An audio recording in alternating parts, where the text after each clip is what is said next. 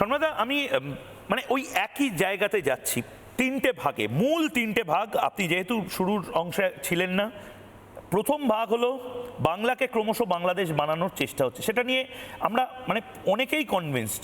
দ্বিতীয়টা হলো বাঙালি হিন্দুর 26ই লাস্ট চান্স, এবং তৃতীয়টা হলো মমতা বন্দ্যোপাধ্যায় বুঝতে পেরেছেন যে হিন্দু ভোট কনসলিডেটেড হচ্ছে। মানে সন্ময় বন্দ্যোপাধ্যায় বিজেপি করেন কি করেন না ডাজেন্ট ম্যাটার, দীপাঞ্জন চক্রবর্তী এখন দেখতে পাচ্ছেন যে এবারের ভোটটা আমাকে হিন্দু হিসেবেই দিতে হবে, কারণ আমি বাঁচলে তো কারখানায় চাকরি করব, আমি বাঁচলে তো ন্যানো ফ্যাক্টরি আনবো। এরকম একটা পরিস্থিতি এবার হঠাৎ করে কেন তৈরি হয়ে গেল সন্ময়দা? ময়ূক, আমি তোমাকে প্রথমেই একটা কথা বলি। আমাদের শৈশবে এক ভদ্রলোকের সঙ্গে আলাপ হয়েছিল, একদম শৈশবে, যখন রাজনৈতিক ভাবে সচেতন হচ্ছি। সেই ভদ্রলোকের নাম হচ্ছে ধর্ম নিরপেক্ষতা, সেকুলারিজম। এই ভদ্রলোকের সঙ্গে আমার বহুদিন ধরে পরিচয় ছিল, তুমি জানো আমি অন্য ঘটনা রাজনীতির সঙ্গে সংযুক্ত ছিলাম, এবং খুব কাছ থেকে ভদ্রলোককে স্টাডি করে ফলো করে দেখেছি যে ইনি ছিলেন বেসিক্যালি একটা মুখোশ, এবং এই মুখোশের আড়ালে যে রাজনীতিটা বাংলায় হতো দিনের পর দিন, সেটাই কিন্তু আলটিমেটলি গত 2019-এর পর থেকে বাংলার বেশ একটা চাঙ্ক মানুষ, সাধারণ মানুষ, তারা কিন্তু রিয়েলাইজ করলো যে পেছনে লুকিয়ে রয়েছে তোষণ তুষ্টিকরণ। এটা বহুকাল ধরে তারা রিয়েলাইজ করছিল। ভোটের বাক্সে রিফ্লেক্টেড হলো, কিন্তু 2019 সাল থেকে মূলত রিফ্লেক্টেড হলো। মমতা বন্দ্যোপাধ্যায় আজকের দিনে দাঁড়িয়েছে রাজনীতিটা করছে আলটিমেটলি সেকুলারিজমকে তো বর্ণ করে। তুমি বলো তো, আমি বলছি মানে কোন সেকুলারিজম এই ব্যাখ্যাটা দেয় যে একটি নির্দিষ্ট সম্প্রদায় ঈদের নামাজের অনুষ্ঠানে গিয়ে অন্য ধর্মকে গন্ধা ধর্ম বলে চিহ্নিত করে শব্দবন্ধ ব্যবহার করছেন এমন একজন মহিলা যিনি রাজ্যের সর্বোচ্চ প্রশাসনিক চেয়ারে বসে আছেন। এটা বাংলার সাধারণ মানুষ কিন্তু এটা ভালোভাবে নিচ্ছে না। এই রিয়েলাইজেশনটা যত হচ্ছে তত কিন্তু বিজেপির ভোট ব্যাংক কনসলিডেশনটা হচ্ছে। এবার তুমি ধরো এই তুমি যে ঘটনাটা বলছিলে যে গীতা পাঠের অনুষ্ঠান, সেই গীতা পাঠের অনুষ্ঠানে রাজ্যের মুখ্যমন্ত্রী গেলেন না কেন? পেছনে আয়োজক রয়েছে বিজেপি, সেই জন্য।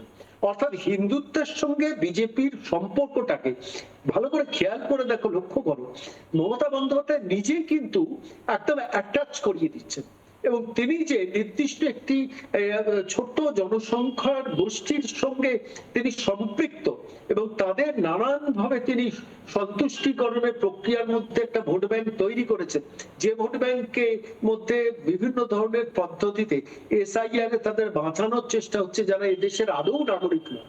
এই এন্টায়ার প্রসেসটার মধ্যে লুকিয়ে রয়েছে সেকুলারিজমকে বর্ম হিসেবে চিহ্নিত করে কাজে রাখা। সে হাসান ইমরান থেকে শুরু করে এই সিদ্দিকুল্লাহ চৌধুরী, তার ক্যাবিনেটে বা তার দলের সাংসদ থেকে যেসব মন্ত্রীরা যে আচার আচরণ করে, আজকে বাবরি মসজিদ 2024-এর 12ই ডিসেম্বর হুমায়ুন কবির অ্যানাউন্স করেছিল, তৃণমূল কংগ্রেসের তিনি বিধায়ক।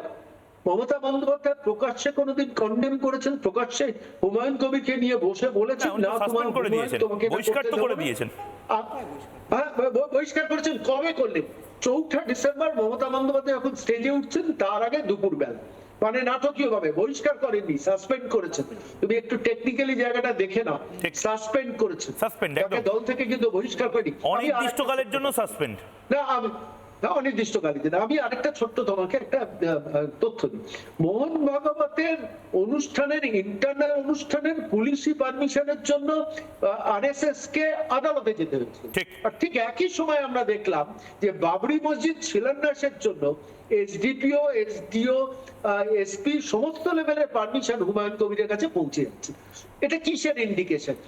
এটাই তো সেকুলারিজমের আড়ালে এরা যে মুখ্যমন্ত্রী দিনের পর দিন করেছেন, সেটা ধরা পড়ে গেছে বলে বিজেপির ভোট ব্যাংক বাড়ছে। এবং আমি আবারও বলছি, 2026-এর নির্বাচনে যে কথাটা সবাই এখন বলেন, 2026-এর নির্বাচনটাই হিন্দুদের শেষ নির্বাচন। ও পাশে দীপু দাস মারা যাচ্ছে, সেখানকার ইউনূস সরকারের র্যাবের প্রচ্ছন্ন প্রশ্রয়, এরাজ্যে হরগোবিন্দ দাস, চন্দন দাস মারা যাচ্ছেন, রাজীব কুমারের পুলিশের প্রচ্ছন্ন নীরবতা। পশ্চিমবঙ্গ পুলিশ তো দুটোকে কম্পেয়ার করতে বারণ করেছে, উপদেশ দিয়ে তো ফেসবুক পোস্ট করেছে। কেন কম্পেয়ার করব না? কেন কম্পেয়ার করব না? আমি তুমি বলো তো। তোমাকে আমি একটা ছোট্ট কথা বলি। যেদিন হরগোবিন্দ দাস, চন্দন দাস মারা গিয়েছিল, পুলিশের ফাঁড়ি কত দূরে ছিল? পুলিশের অফিস কত দূরে ছিল? পুলিশ কেন পরে এসেছিল? প্রশ্ন করা যাবে না? কেন প্রশ্ন করবো না? অবশ্যই প্রশ্ন করবো, অধিকার আছে। রাজীব কুমারের ফতোয়া থেকে উপবসবো নাকি? এবং পরিষ্কার বলছি, বাংলাদেশেও যেরকম ভাবে জয় দীপু হিন্দু, দাসকে জয় পুলিশ মমতা। মবের হাতে ওপাশে তুলে দীপু দাস, দিয়েছিল, এপাশে হরগোবিন্দ দাসদের ক্ষেত্রেও তো তাই।